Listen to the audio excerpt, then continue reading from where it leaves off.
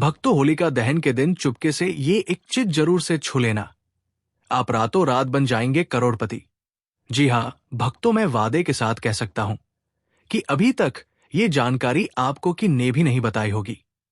भक्तों, अगर आप होलिका दहन की रात ये एक गुप्त चिट छू लेते हैं तो घर बैठे पैसों की बरसात होने लगेगी। ये गुप्त चिट छूने के साथ साथ इसका उपयोग और इसके तरीके के बारे में भी बात करेंगे। साथ ही साथ हम ये भी जानेंगे कि होली की अग्नि में ये 5 चीजें भूल कर भी कभी मत डालना। इससे उल्टा असर हो सकता है, गरीबी आ सकती है और घर में कंगाली छा सकती है।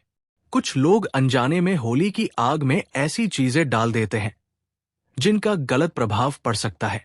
उन्हें पता ही नहीं होता है कि इन चीजों को जलाने से घर बर्बाद होने की कगार पर आ सकता है।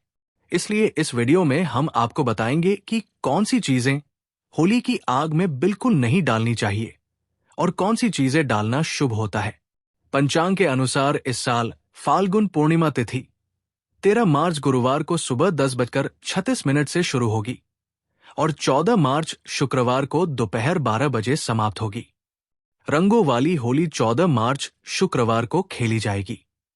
आप दोनों दिनों 13 और 14 मार्च को स्नान और दान कर सकते हैं, लेकिन ब्रह्मा मुहूर्त में पूर्णिमा तिथि के दौरान स्नान करना सबसे उत्तम माना जाता है। पूर्णिमा लगते ही भद्राकाल भी शुरू हो जाएगा।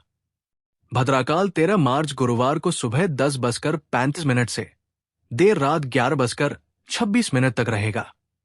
होलिका का पूजन और दहन हमेशा शुभ मुहूर्त में ही करना चाहिए।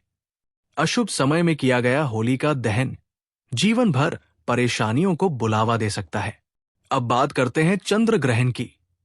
इस बार चंद्र ग्रहण 14 मार्च को सुबह 9:39 से शुरू होगा और दोपहर 12:39 पर समाप्त होगा। चूंकि ये ग्रहण दिन में लगेगा, इसलिए भारत में ये दिखाई नहीं देगा और यहां इसका सूतकाल भी मान्य नहीं होगा। दोस्तों, जब भी चंद्र ग्रहण लगता है तब ग्रहों की विशेष स्थिति बनती है। इस दौरान मंगल, सूर्य और राहु आमने सामने होते हैं। ऐसा माना जाता है कि होली की रात की गई साधना बहुत प्रभावशाली और फलदायी होती है, जिससे निश्चित रूप से लाभ मिलता है। इस दिन किसी भी देवता की साधना सिद्ध की जा सकती है। आज के इस वीडियो में हम आपको बताएंगे कि होली पर किए जाने वाले कुछ प्रभावशाली उपाय कौन कौन से हैं, जिनसे आप आने वाले नए हिंदू वर्ष में खुशियां पा सकते हैं और अपने दुख दर्द व कष्टों को दूर कर सकते हैं। लेकिन क्या आप जानते हैं कि होली पर कुछ चीजें ऐसी होती हैं जिन्हें कभी भी अर्पित नहीं करना चाहिए। इन चीजों को अर्पित करने से लाभ के बजाय नुकसान हो सकता है। ये वीडियो बहुत ही ज्ञानवर्धक होने वाला है, इसलिए इसे अंत तक जरूर देखें। वीडियो शुरू करने से पहले माता लक्ष्मी का आशीर्वाद पाने के लिए कमेंट बॉक्स में जय माता लक्ष्मी अवश्य लिखें, ताकि उनका आशीर्वाद आप तक सीधे पहुंच सके। शास्त्रों के अनुसार होलिका दहन के समय अग्नि में टूटा हुआ या खराब अनाज नहीं चढ़ाना चाहिए। ऐसा करने से होली माता का आशीर्वाद मिलने के बजाय श्राप लग सकता है। पूजा पाठ में हमेशा संपूर्ण और पवित्र चीजों का ही उपयोग करना चाहिए, क्योंकि अधूरी चीजें इस्तेमाल करने से फल भी अधूरा ही मिलता है। होलिका दहन के समय जब अनाज अर्पित करें तो उसके ऊपर हरे हरे पत्ते जरूर होने चाहिए। इससे पूजा का प्रभाव और अधिक शुभ होता है। इसलिए ध्यान रखें कि होली की अग्नि में शुद्ध और संपूर्ण चीजें ही चढ़ाई जाएं, ताकि जीवन में सकारात्मकता और खुशहाली बनी रहे। टूटा हुआ अनाज बिल्कुल भी न हो। हमेशा याद रखें कि होलिका दहन से ठीक पहले घर में गन्ना अवश्य लाएं और उसकी संख्या 2, 5 या 7 होनी चाहिए। अग्नि में पानी वाला नारियल नहीं चढ़ाना चाहिए, इससे पाप के भागीदार बन सकते हैं। हमेशा सूखा नारियल ही होली की अग्नि में अर्पित करना चाहिए। पानी वाला नारियल अग्नि में भूल कर भी न डालें। जब सूखा नारियल होली की अग्नि में अर्पित करें तो इससे पहले पूरे परिवार के हाथ से स्पर्श करवा लें। ऐसा करने से होली माता जाते जाते आपको धन से माला माल कर सकती है और आपके कष्टों को अपने साथ ले जाती है। पानी वाला नारियल पूजा के दौरान रख सकते हैं, लेकिन इसे अग्नि में नहीं डालना चाहिए। माना जाता है कि होलिका माता को घर का भोग बहुत प्रिय है, इसलिए घर में जो भी पकवान बनाए हैं उन्हें होलिका माता को अवश्य अर्पित करें। लेकिन ध्यान रहे कि गुजिया चढ़ाते समय उसकी संख्या 3 न हो। या तो 2 चढ़ाएं या फिर 5, 11 या 21 चढ़ा सकते हैं, लेकिन 3 नहीं। होलिका दहन में गाय के गोबर से बने उपले अवश्य चढ़ाने चाहिए। इसके अलावा हरा चना, गेहूं की बालियां या कोई भी नई फसल होली की अग्नि में अर्पित करें। इससे घर में अन्न की कभी कमी नहीं होगी। जब बालियां अर्पित करें तो ये ध्यान दें कि वे टूटी हुई या सूखी न हो, बल्कि ताजी और हरी भरी हो। सूखी बालियां चढ़ाने से पाप लगता है। जो भी पापड़ आदि बनाए हैं उन्हें होलिका दहन की अग्नि में अर्पित करें। इससे घर में धन दौलत की कभी कमी नहीं होगी। माना जाता है कि होलिका दहन से पहले होली की अग्नि में गुजिया अर्पित किए बिना इसे नहीं खाना चाहिए। पहले माता को भोग लगाएं और फिर उसका सेवन करें। और सभी परिवारों में गुजिया एक दूसरे को अवश्य खिलानी चाहिए। इससे आपसी प्यार और संबंध मजबूत होते हैं। माता को भोग लगाने से पहले गुजिया को जूठा न करें। जब पूजा समाप्त हो जाए तभी इसका सेवन करें। हमेशा याद रखें कि माता को गुजिया का भोग लगाने के बाद कन्याओं को भी गुजिया खिलानी चाहिए और उन्हें दक्षिणा देनी चाहिए। गाय माता को भोग जरूर अर्पित करें। इससे होलिका माता का आशीर्वाद सदैव बना रहेगा। होलिका दहन होने के बाद अगले दिन होली की राख घर अवश्य लानी चाहिए और पूरे परिवार के मस्तक पर इसका टीका लगाना चाहिए। इस राख को काले कपड़े में बांधकर घर में सुरक्षित रखें। यदि छोटे बच्चों को नजर दोष लग जाए तो उनके माथे पर इस राख का टीका लगाएं। इससे बुरी नजर का प्रभाव नहीं पड़ेगा। होली की राख को काले कपड़े में बांधकर दुकान के गले या लॉकर में रखने से धन की वृद्धि होती है और किसी की बुरी नजर नहीं लगती। इस दिन मांस और मदिरा का सेवन नहीं करना चाहिए। जो व्यक्ति होली के दिन मांस और शराब का सेवन करता है उसकी अगली योनि कुत्ते की मानी जाती है और ऐसे व्यक्ति को कई जन्मों तक कष्ट भोगना पड़ता है। शास्त्रों में कहा गया है कि भगवान श्री कृष्ण को होली का पर्व अत्यंत प्रिय है, इसलिए इस दिन कोई भी ऐसा कार्य नहीं करना चाहिए जिससे भगवान श्री कृष्ण नाराज हों। होली के दिन गाली गलौज नहीं करनी चाहिए, बड़ों का अपमान नहीं करना चाहिए और देर तक सोने से बचना चाहिए। इस दिन पति पत्नी को संयम रखना चाहिए और ब्रह्मचर्य का पालन करना लाभकारी होता है।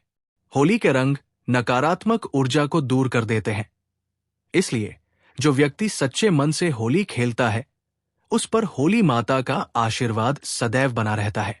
आम या अशोक के पत्तों से बना बंधनवार जरूर लगाएं। वास्तु के अनुसार ऐसा करना बहुत शुभ माना जाता है।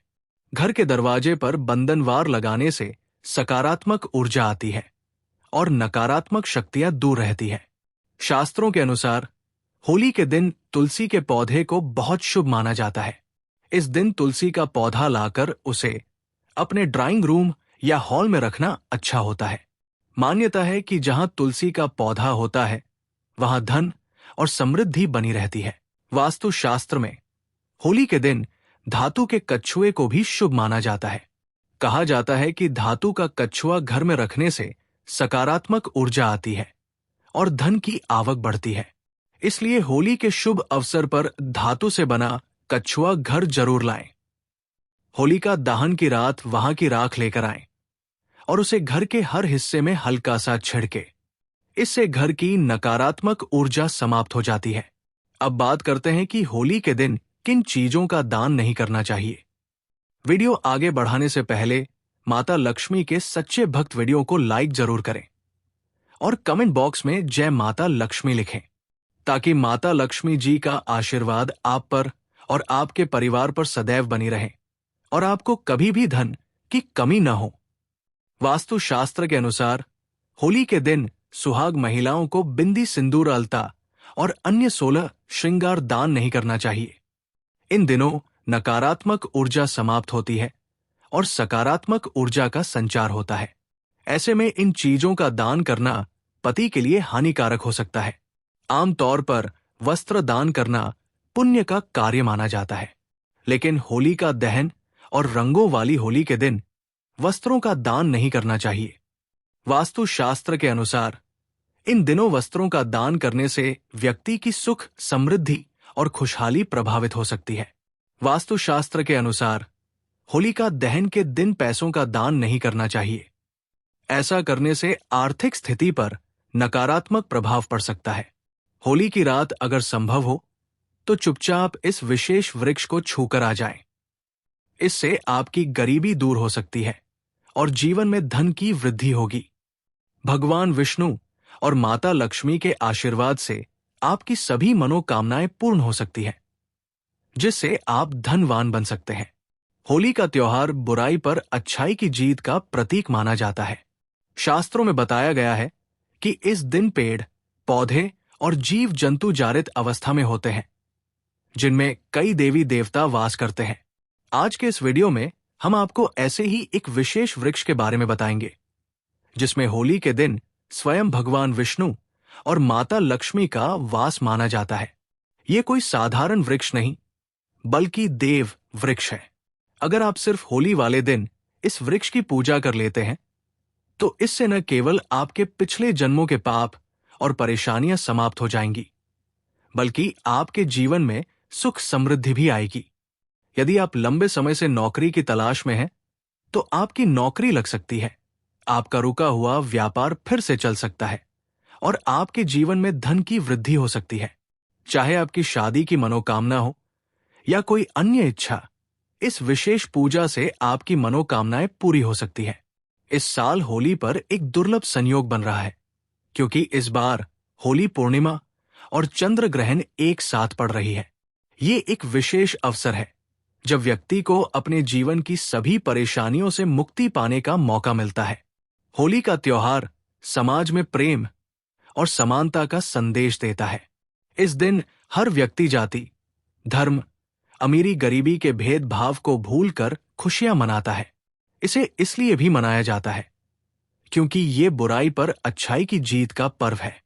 भगवान विष्णु के भक्त इस दिन विशेष रूप से व्रत रखते हैं और विधि विधान से उनकी पूजा करते हैं, ताकि उनका आशीर्वाद प्राप्त हो। भगवान विष्णु ने भगवान नरसिंह के रूप में अवतार लेकर हिरण्यकश्यप का वध किया था। उसी दिन हिरण्यकश्यप की बहन होलिका भी जलकर भस्म हो गई थी। इसलिए हिंदू धर्म में होली खेलने से एक दिन पहले होली का दहन किया जाता है। पुराने समय में लोग सुबह जल्दी उठते थे, पूरे घर की सफाई करते थे, स्नान करते थे और किसी भी देव विष्णु को जल अर्पित करते थे। उन्हें ये भली भांति पता था कि विष्णु और पौधों में अलौकिक शक्तियों का वास होता है। देवी देवताओं की दिव्य शक्तियां इनमें समाई होती है। यदि प्रतिदिन विष्णु को जल चढ़ाया जाए और उनकी पूजा की जाए, तो व्यक्ति के जीवन की हर समस्या दूर हो सकती है और चमत्कारिक बदलाव आ सकता है। होली के दिन यदि आप कुछ विशेष वृक्षों को छू कर आते हैं और वेद पुराणों के अनुसार थोड़ी पूजा अर्चना कर लेते हैं, तो भगवान विष्णु और माता लक्ष्मी जी का आशीर्वाद निश्चित रूप से प्राप्त होगा। यदि आपको भगवान विष्णु जी का आशीर्वाद मिल गया, तो आपके जीवन में भाग्य का साथ मिलेगा। राहु, केतु और नवग्रह आपके पक्ष में आ जाएंगे। दोस्तों, व्यक्ति के जीवन में राहु और केतु का नियंत्रण भगवान विष्णु जी के हाथों में होता है। यदि आप इस उपाय को पूरी श्रद्धा से करेंगे, तो माता लक्ष्मी जी की कृपा से आपके सभी आर्थिक कष्ट और परेशानियां समाप्त हो जाएंगे। यदि आप चाहते हैं कि माता लक्ष्मी जी और भगवान विष्णु जी का आशीर्वाद आपके परिवार पर हमेशा बना रहे और इस होली पर आप समृद्ध बने, तो पूरी श्रद्धा और विश्वास के साथ इस वीडियो को लाइक करें। होली के दिन एक विशेष वृक्ष को छूने से आपको अद्भुत लाभ मिल सकता है।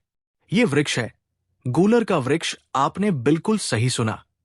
जब भगवान नरसिंह जी ने हिरण्यकश्यप का वध किया, तब उनके नाखूनों में तेज खुजली होने लगी, जिससे उन्हें असहनीय पीड़ा होने लगी।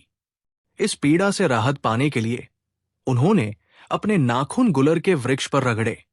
इससे भगवान नरसिंह जी को तो आराम मिल गया, लेकिन गुलर के वृक्ष को पीड़ा होने लगी।